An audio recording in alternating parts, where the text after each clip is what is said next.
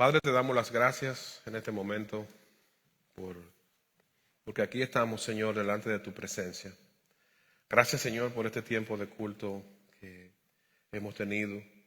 Hemos cantado alabanzas, Señor, hemos colectado ofrendas y esperamos, Señor, que tú la hayas recibido, que tú hayas recibido la intención de nuestros corazones. Así, Señor, como hasta aquí nos has guiado, te suplicamos que en este momento que vamos a reflexionar en tu palabra, tú nos guíes, Señor. Tú abras nuestra mente, nuestros corazones, nuestro entendimiento, para que podamos reflexionar en tu palabra, para que podamos recibir, Señor, de parte tuya el mensaje que tienes para nosotros en el día de hoy. Te suplicamos esto, Señor, en el nombre de Jesucristo, tu Hijo amado y Señor nuestro. Amén. Bueno, hoy estamos reflexionando bajo el título "Para vivir tenemos que morir". Sonaría una contradicción el título que tenemos hoy, porque usted diría, ¿cómo para vivir tenemos que morir si primero hay que nacer para después morir? Pero en el plano espiritual, en el plano de Dios, a la luz de la Biblia, hoy tenemos la porción de el Evangelio de Juan, capítulo 12, versículos 20 al 26, y precisamente lo que el Señor nos enseña en su palabra, en esta porción de la Biblia, es esto, que tenemos que morir a nosotros mismos para poder vivir. Y yo quiero que vayamos a la porción bíblica y leamos estos versículos de Juan 12, del 20 al 26. Yo, como les recuerdo siempre, que estamos leyendo la Nueva Traducción Viviente, ¿verdad? Para cuando estén leyendo en otra versión de Biblia. Dice la Biblia en Juan 12, 20 al 26, algunos griegos que habían ido a Jerusalén para celebrar la Pascua, le hicieron una visita a Felipe, que era de Betsaida de Galilea. Le dijeron, Señor, queremos conocer a Jesús.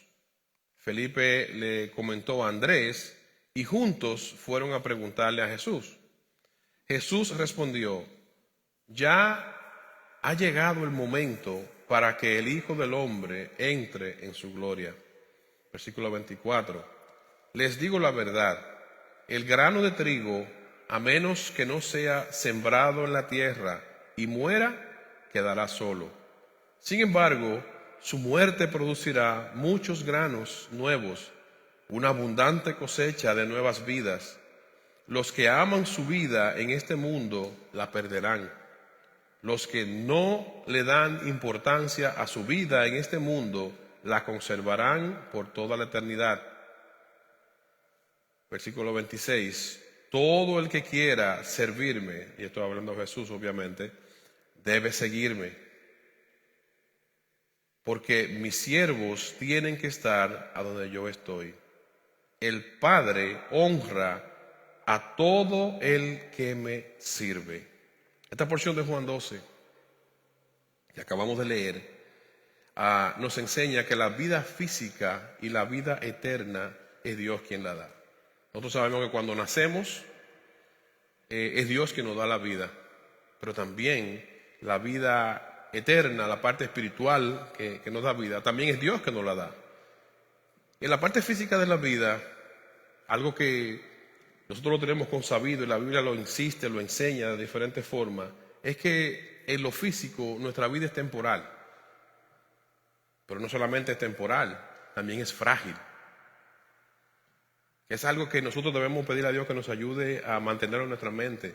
La vida es temporal, es frágil y también la vida en esta tierra envuelve sufrimiento. A un punto yo le preguntaría a los que estamos aquí presentes y a los que verán esta reflexión, ¿quién de los que está acá no ha experimentado sufrimiento en su vida? Yo creo que no hay ese ser humano que no pueda decir que no ha experimentado sufrimiento, pero eso es parte de la vida. Eso es parte de esta vida temporal. Eso es parte de esta vida que es frágil. Fíjese cómo una persona pierde la vida en un minuto, en un segundo, porque la vida es frágil.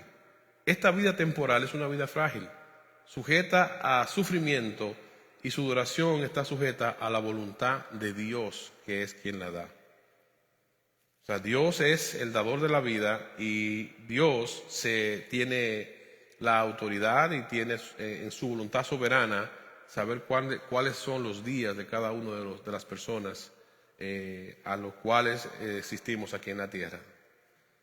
En el plano espiritual y divino, la vida eterna es para siempre.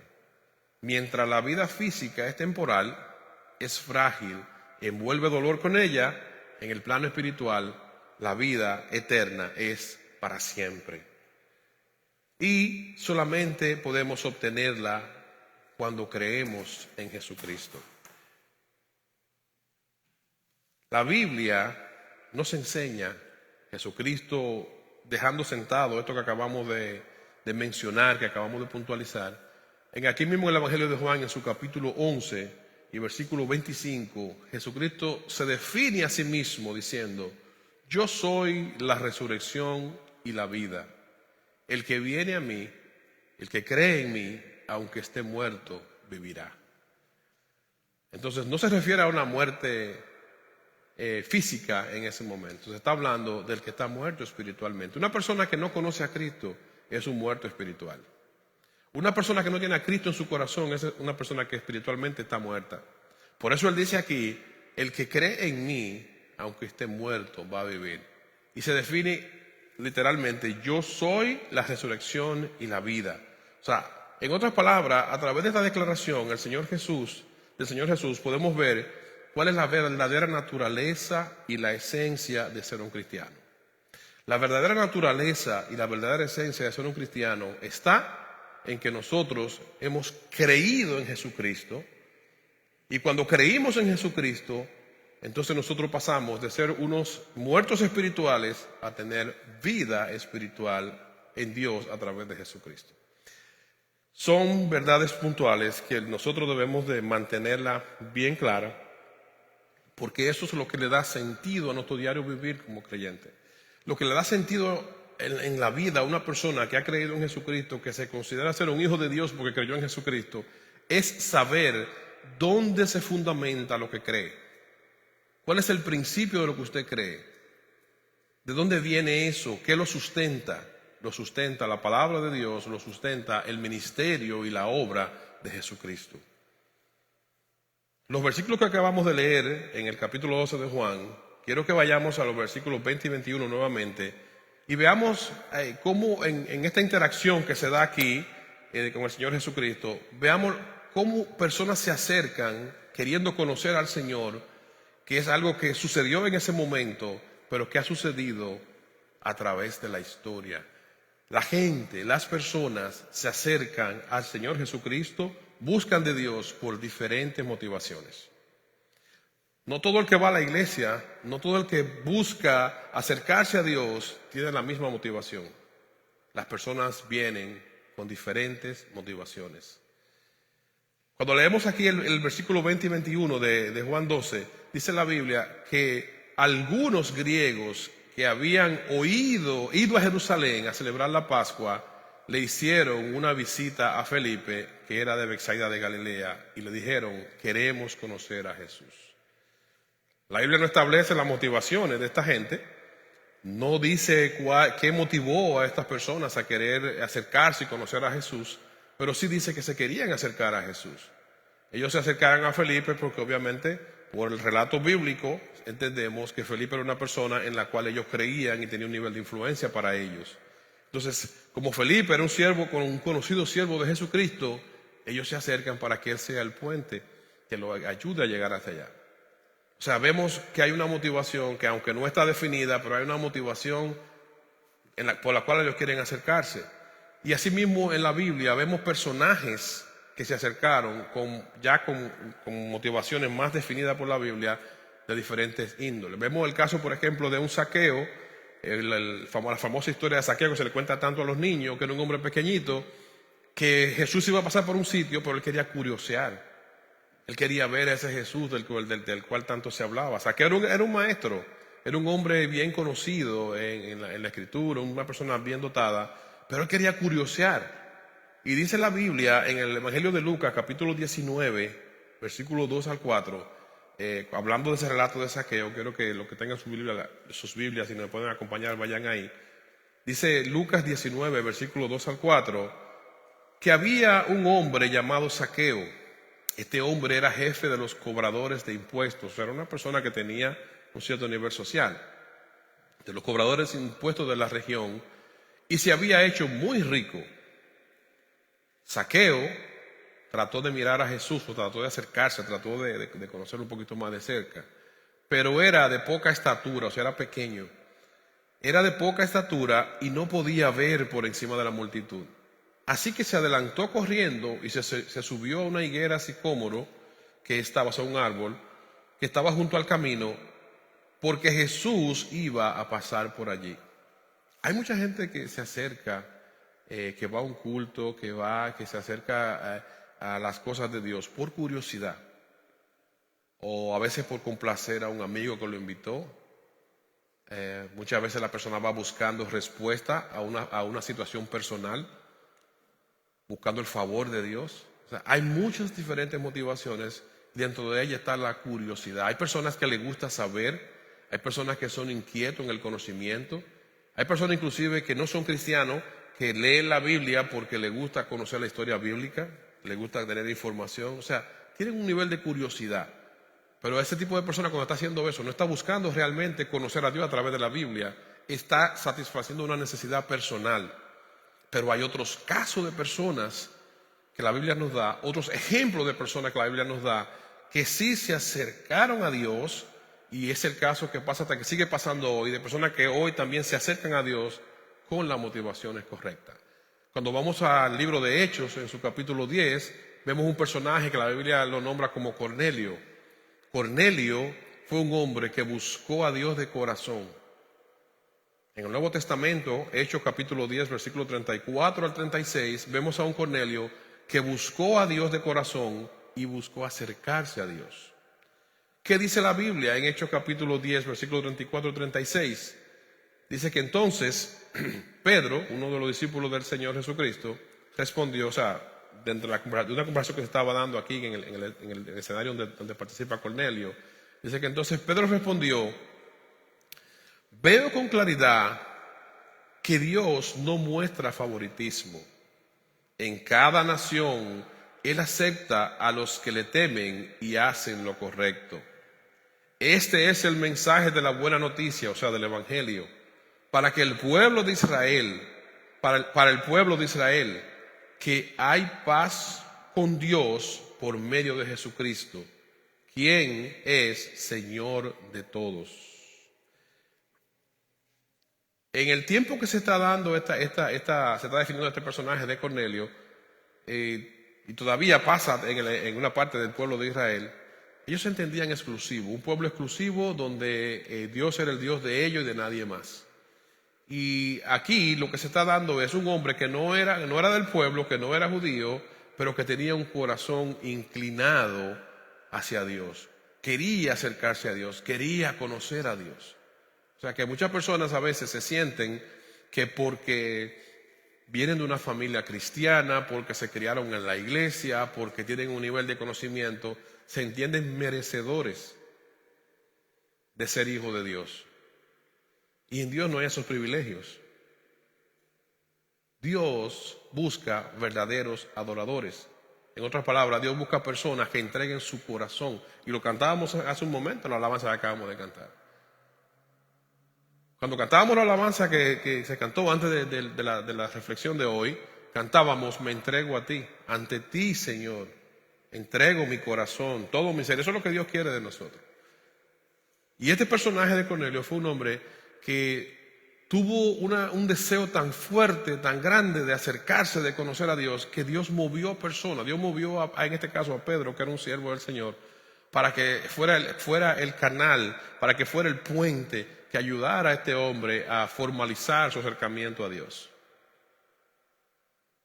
O sea que podemos ver que nosotros podríamos, cada uno de nosotros que estamos aquí hoy y que verá esta reflexión, podemos estar o en los zapatos de Cornelio, que estamos buscando a Dios de corazón, o podemos estar en los zapatos de Zaqueo, que se acerca para curiosear.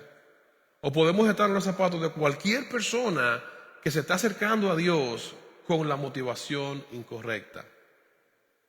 Hay personas que vienen, buscan de Dios, buscando respuesta a una necesidad personal. Eso es muy común. Por eso, cuando se predica el Evangelio, el Evangelio se predica, un Evangelio de amor, porque Dios es un Dios de amor.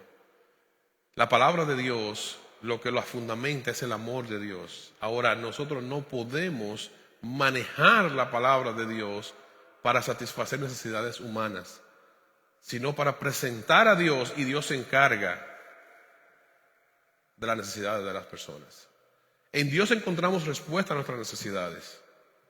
Sí, porque nuestras necesidades para Dios son añadiduras.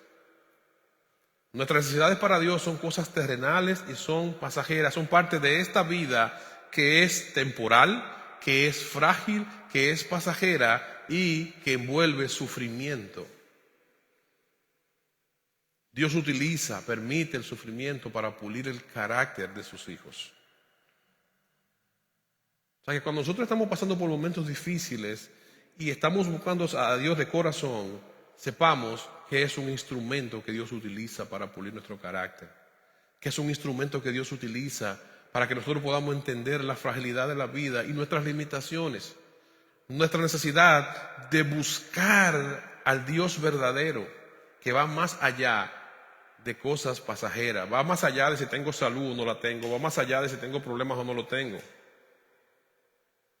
Ese es un mensaje, mis hermanos y amigos, que es nuestra oración, que nosotros como iglesia podamos continuar insistiendo en este mensaje de buscar el verdadero rostro de Dios, de buscar al Dios verdadero, de buscar al Dios que va más allá de mi necesidad, de buscar a Dios, el Dios que va más allá de lo que mi mente limitada puede concebir, de buscar al Dios verdadero que buscó aquí este hombre de Dios que presenta la Biblia, este hombre de Dios que dice la Biblia que se conoció como Cornelio. Que nos acerquemos a Dios con esta motivación a buscarlo de corazón, porque cuando lo hacemos así, vemos el ejemplo bíblico. Dios mueve las fichas. Dios pone las personas que nos van a guiar. Dios provoca los medios. Cornelio y Pedro estaban cada quien en su extremo. Y mientras Cornelio estaba deseando buscar a Dios, Dios estaba inquietando a Pedro en oración en la madrugada para que fuera a la casa de Cornelio. Cornelio no sabía, no se iba a buscarlo ni le mandó un mensaje a Pedro, no. Dios movió eso. Porque el deseo del corazón de este hombre era hacer el bien, era buscar a Dios. Él quería acercarse a Dios y Dios creó las condiciones. Ahora, cuando nosotros queremos hacerlo a la inversa, cuando nosotros queremos buscar al Dios que nos diseñamos, o buscar al Dios que me favorece, o buscar al Dios que me conviene buscar, entonces no lo vamos a encontrar. Hasta que nuestro corazón no se rinda, hasta que nuestro corazón realmente no se ponga en el lugar donde debe de estar para que Dios sea manifestado en nuestras vidas. O sea, que sepamos esto, que las personas buscan a Dios, buscan a Jesús con diferentes motivaciones. Analicemos cuál es la motivación que yo tengo para buscarlo. Piense usted hoy cuál es la motivación que usted tiene para buscar a Dios. ¿Qué lo impulsa a buscar a Dios? ¿Qué lo mueve a buscar a Dios? Dios es real, Dios es espíritu, Dios es verdad, Dios es Dios y es soberano. Y lo que Dios ha establecido, nosotros no lo podemos cambiar. No tenemos esa facultad ni tenemos esa capacidad. Cuando Dios, aquí, cuando vemos la palabra de Dios, estamos leyendo en este evangelio, vemos que dice la Biblia, los versículos que acabamos de leer, en el versículo 24, vemos que el Señor Jesús da una descripción, planta una verdad que es la que va a definir la interrelación de nosotros con Dios a través de Jesucristo. Yo quiero que también vayan conmigo, por favor, al versículo del 23 en adelante, donde Jesús está respondiendo a este requerimiento que le hacen. Cuando le dicen al Señor, esta gente te quieren ver, esta gente quiere acercarse a ti, quieren conocerte. El Señor dice, ok, ustedes me quieren conocer, esa gente me quiere conocer. Pues miren, Versículo 23. Jesús respondió. Yo quiero que hagamos aquí una reflexión profunda de estos versículos próximos que vamos a estar leyendo. Jesús respondió: ya ha llegado el momento para que el Hijo del Hombre entre en su gloria. O sea, ya el momento de terminar su ministerio terrenal. Y les digo la verdad, el grano de trigo les digo la verdad, el grano de trigo, a menos que sea sembrado en la tierra y muera, quedará solo. Y usted diría, ¿a qué se está refiriendo el Señor con estas palabras? El Señor obviamente se está refiriendo a su sacrificio, se está refiriendo a su entrega como Hijo de Dios, pero a la vez se está refiriendo a cada uno de nosotros que, como Él es nuestro modelo a seguir, Jesucristo es nuestro Maestro, es nuestro Señor, es el modelo que debemos seguir. Jesucristo vino a la tierra y pagó el precio del pecado de todos nosotros, de toda la humanidad. Ahora, eso que Él hizo, Él lo hizo para que nosotros imitáramos su ejemplo en cuanto a lo que se refiere a su entrega, a su disposición de cumplir la voluntad del Dios Padre. Entonces, cuando Él dice aquí que el grano de trigo, a menos que no sea sembrado en la tierra y muera, quedará solo. O sea, si Jesucristo como Dios está dejando el ejemplo de que Él se somete a la voluntad del Padre, va a una cruz a pagar un precio del cual Él no cometió los pecados por los cuales pagó, nosotros, mirando ese ejemplo y mirando aquí lo que Él nos está enseñando, debemos saber que nosotros no podemos imponer nuestra voluntad por encima de la del Señor. Si nosotros no morimos nuestras voluntades y buscamos la voluntad de Dios, nosotros vamos a morir en el desierto.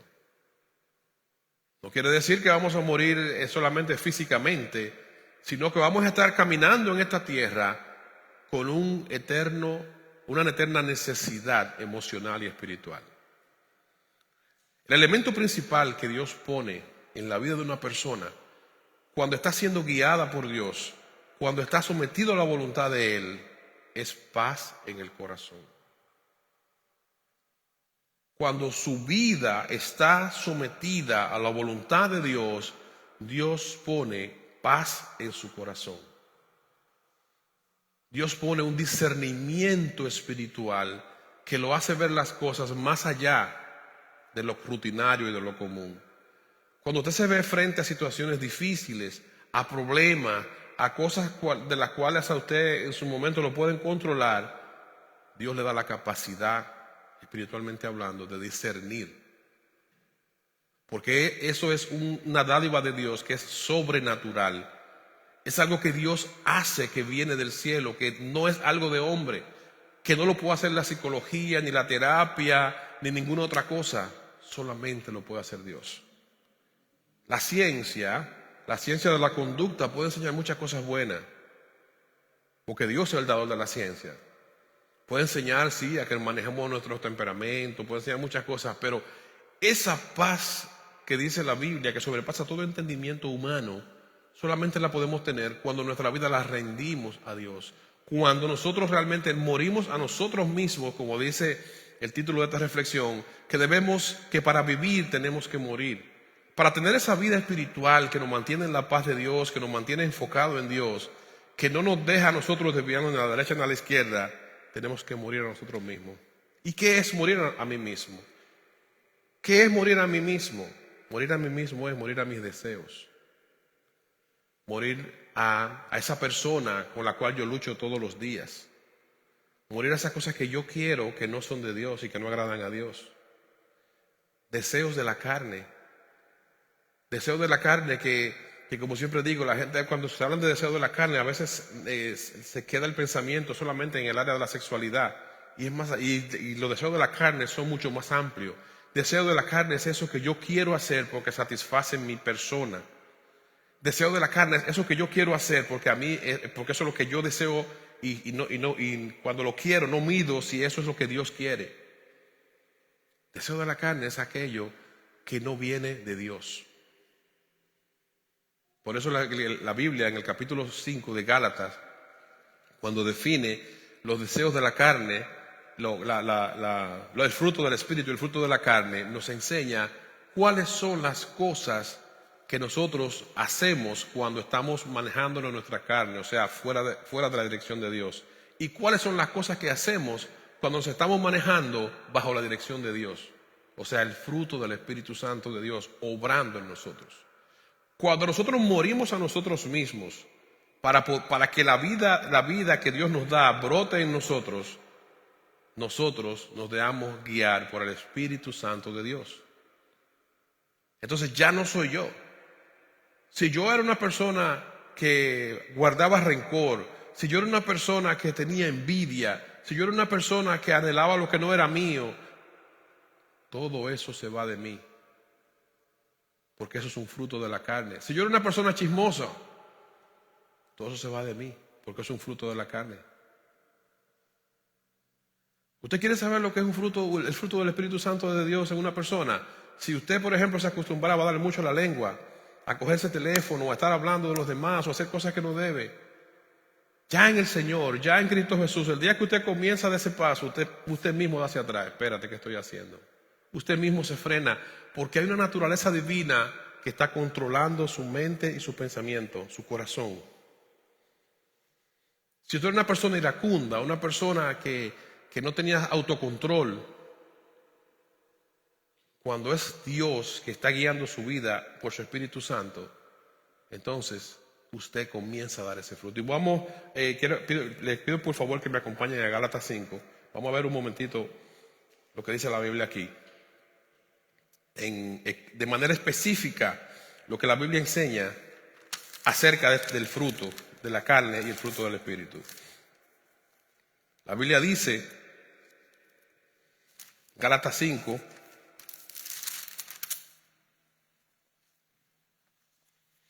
y vamos a ir al versículo 16 en adelante.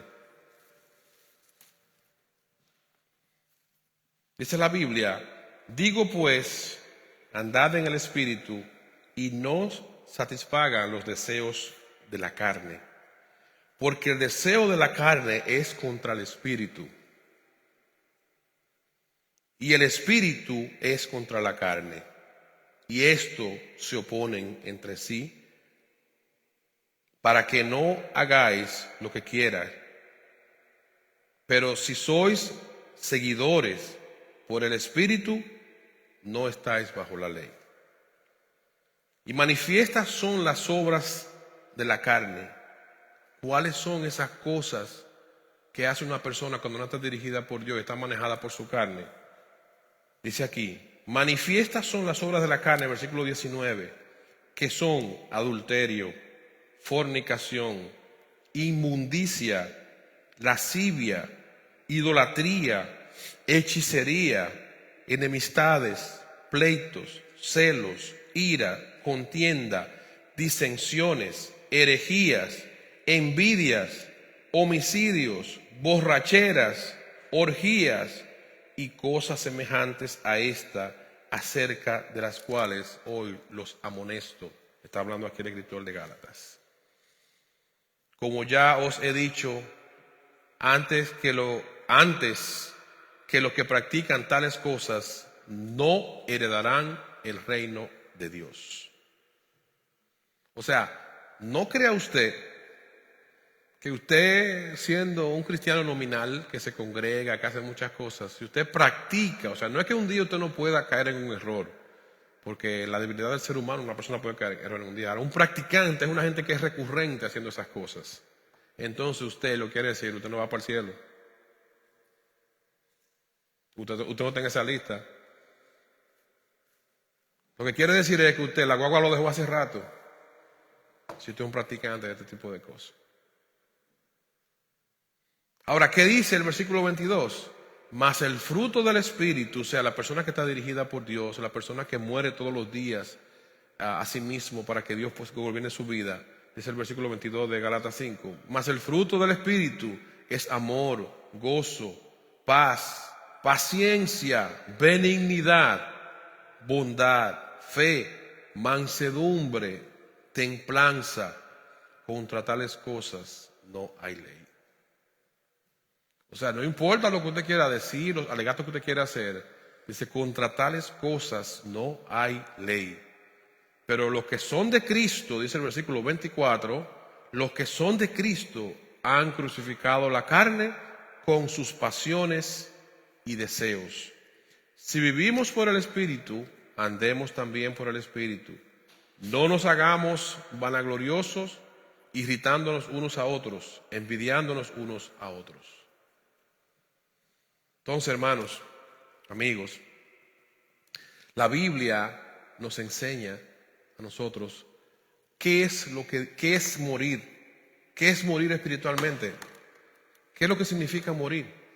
Morir no es físicamente, morir es un acto espiritual, un acto de espiritualidad, donde nosotros nos negamos a nosotros mismos para que nosotros podamos crecer espiritualmente, para que nosotros podamos venir a Dios y poder tener vida. Porque muchas veces nosotros queremos venir a Dios y actuar de la manera que nosotros entendemos, no de la manera que la Biblia lo establece. Jesús da estos ejemplos, Jesús plantó esta verdad, pero no la dejó ahí. Jesús pide y exige que le sigamos. Si vamos al versículo 26 de aquí de este capítulo 12 del Evangelio de Juan, ¿qué dice el Señor Jesucristo aquí? Dice, todo el que quiera servirme, o sea, todo el que quiera ser cristiano, debe seguirme. Ahora, ¿qué es seguir a Cristo? Lo acabamos de leer. Todo el que quiera servirme, o sea, todo el que quiera ser un cristiano, todo el que quiera ser un hijo de Dios y quiera tener esa cobertura divina, dice aquí, debe de seguirme. Porque mis siervos, o sea, los hijos de Dios, los cristianos, porque mis siervos tienen que estar donde yo estoy. Y no se está refiriendo a un lugar físico.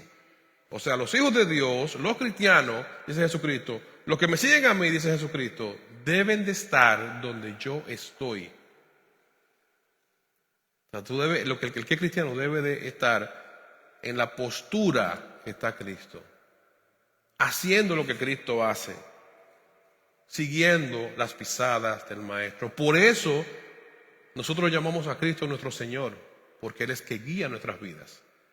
Por eso Cristo es el modelo a seguir.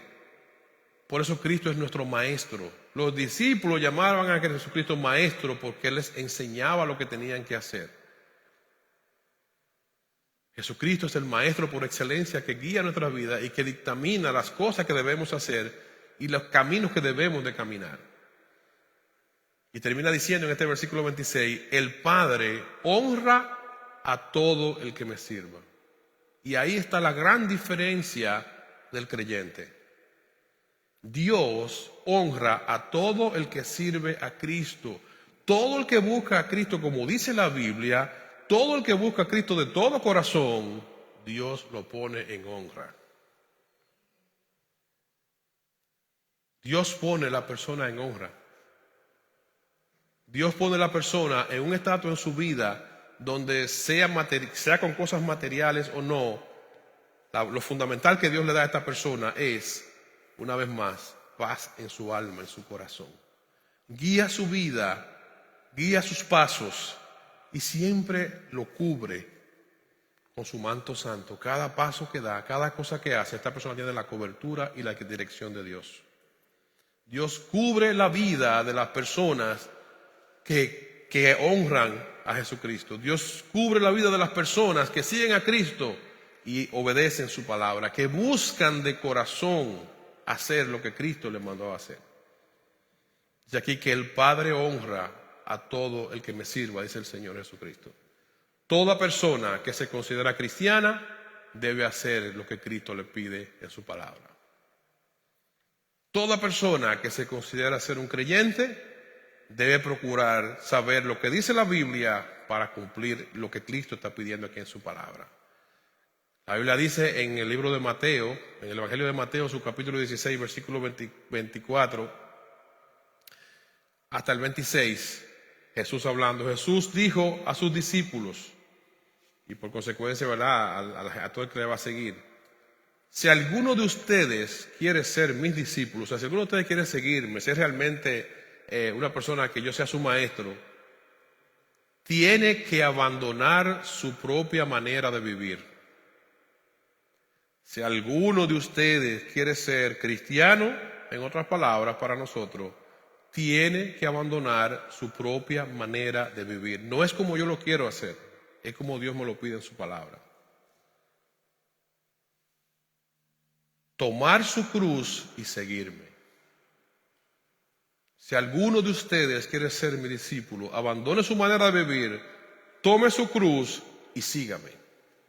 Cada persona tiene algo con lo que carga. Un temperamento, una forma, conflictos familiares, cosas personales con lo que carga. Y con eso usted debe de vivir buscando glorificar a Dios y honrar a Cristo en medio de cada una de esas circunstancias. No es una cruz literal, no es una cruz de madera como la que Cristo cargó. Son esas cosas con las que tenemos que convivir mientras estemos en esta tierra. Son esas cosas que muchas veces usted quisiera que fueran diferentes. Y que usted, en su vieja naturaleza, en esa persona que usted era antes de ser cristiano, usted lo hubiera arreglado como usted sabe. Usted hubiera puesto las cosas como usted sabe ponerlas, pero en Cristo es diferente. Por eso dice aquí en su palabra que todo el que sea mi seguidor tiene que abandonar su propia manera de vivir, porque ahora mi vida, yo me deleito en procurar saber qué es lo que Cristo quiere que yo haga y cómo quiere que yo lo haga, y eso no es fácil. Negarse a sí mismo no es fácil. Es un día a día, es una observación constante. Dice el versículo 25 de Mateo 16, si tratas de aferrarte a tu vida, o sea, si tú no quieres dejar esas cosas, la perderás. Si tú quieres vivir de la manera que tú entiendes y coger y dejar de las cosas que Dios establece, entonces dice aquí el Señor Jesucristo, si tú tratas de hacerlo de esa manera, tú vas a perder la vida. ¿Te vas a morir físicamente? No, eso es lo que está diciendo. Sí, te va a morir un día. Pero lo que está diciendo aquí es que tú no vas a tener vida. Vas a vivir todos los días en una vida sin sentido, porque la estás viviendo a tu manera. La estás viviendo con tus propios recursos. No la estás viviendo guiado por Dios. Ahora, no solamente te hace la advertencia en la palabra del Señor, sino que dice que si tú tienes, pero si entregas tu vida por mi causa, o sea, si tú entonces en vez de hacer eso, tú decides vivir tu vida guiado por los estamentos de la Biblia, guiado por lo que Dios dice en su palabra, por lo que Jesucristo establece, dice entonces la salvarás. O sea, tendrás una vida verdadera. Entonces la salvará. ¿Y qué beneficio obtiene si ganas al mundo entero, pero perdieres tu alma? ¿Qué beneficio tengo yo con satisfacer mi ego, con satisfacer lo que yo quiero, con darle placer a mi cuerpo, si voy a perder mi alma, que es lo más grande? Si no tengo la paz de Dios en mi corazón y en mi vida, no tiene sentido. No tiene sentido. Y termina ese versículo 26 de Mateo 16 diciendo, ¿hay algo que valga más la pena que tu alma? ¿Qué controla la vida de una persona? Sus pensamientos, sus deseos, sus anhelos del corazón. Eso controla la vida de una persona. Por más inteligente que sea usted, sus pensamientos los controlan. Los deseos que hay en su corazón los controlan. Usted se fija que usted tiene un problema y muchas veces cuando usted el problema lo está atacando de una manera que si usted no va a Dios, ese problema lo controla usted, lo pone, lo lleva a un nivel de estrés que lo saca de su zona de confort. Entonces, cuando un alma no está en paz, no tiene sentido. Entonces hay personas que se avejentan en 2 días. Personas que tienen inclusive que medicarse. Personas que tienen que vivir, que no importa lo que tengan ni lo que logren, no tienen paz en su vida. Su alma no está tranquila. Mis hermanos y amigos, no hay nada en esta tierra que tenga más valor que tener un alma en paz. Que estar tranquilo, depositado en las manos de Dios. Eso no tiene precio. Y el creador de la vida, el dador de la vida que es Dios, y Jesucristo, que fue el Hijo de Dios, Dios hecho hombre, que vino a mostrarse a nosotros, se lo está diciendo aquí, haciendo la pregunta que si hay algo que tenga más valor para nosotros que nuestra alma. Si eso es así, entonces estamos entrando en una verdadera necedad. O sea que si sabemos que estamos en Cristo, sabemos que estamos en el mejor lugar, dice Filipenses 1:23. Estar en Cristo es muchísimo mejor, dice Filipenses. Y concluyo con estas palabras, esta porción de Romanos capítulo 2, versículo 29. El libro de Romanos dice, el capítulo 2, en su versículo 29, que no un verdadero judío es aquel que tiene el corazón recto a los ojos de Dios. La verdadera circuncisión no consiste meramente en obedecer la letra de la ley, sino que un cambio en el corazón debe producirse por el Espíritu. Y una persona con un corazón transformado busca la aprobación de Dios, no la de la gente. O sea, un verdadero cristiano no es una persona que cumple reglas. Es una persona que por un corazón transformado vive una vida a la luz de lo que Dios establece.